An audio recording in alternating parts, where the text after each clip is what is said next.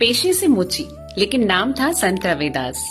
वाराणसी में संत रविदास एक दिन अपनी दुकान पर बैठे जूते सिल रहे थे।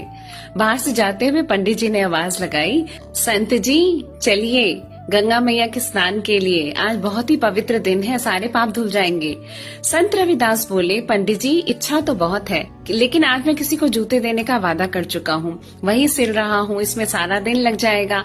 आज मैंने जूते ना दिए तो मेरा वचन टूट जाएगा। फिर उन्होंने अपनी गुल्लक से एक सिक्का निकाला और पंडित जी को देते हुए कहा कि गंगा मैया को मेरी एक तुच्छ भेंट दे देना, लेकिन एक शर्त पर देना, जब गंगा मैया अपने हाथ खुद बाहर निकाले तभी उनको ये सिक्का पकड़ाना, नहीं तो मत देना।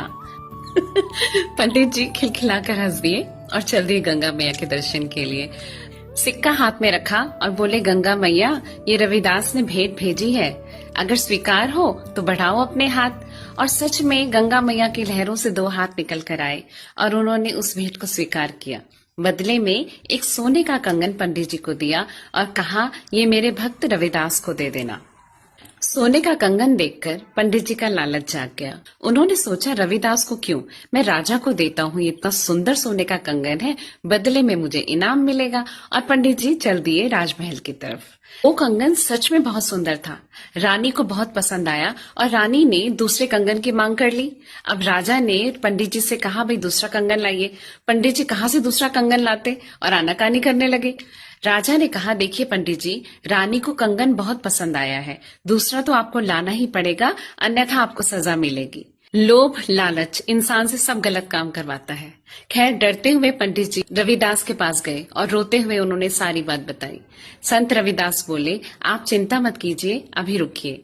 उन्होंने अपनी चमड़ा भिगोने वाली कठौती, जो कभी लकड़ी या मिट्टी की बनी होती है, उसके अंदर हाथ डाला और माँ गंगा का आह्वान किया।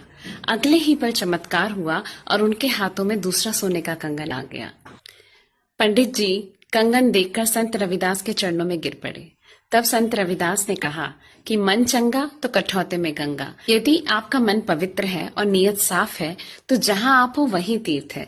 ईश्वर आपके पास ही है, आपके सच्चे कर्मों में है।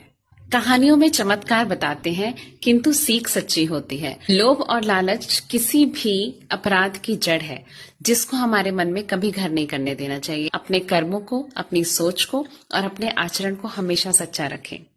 धन्यवाद।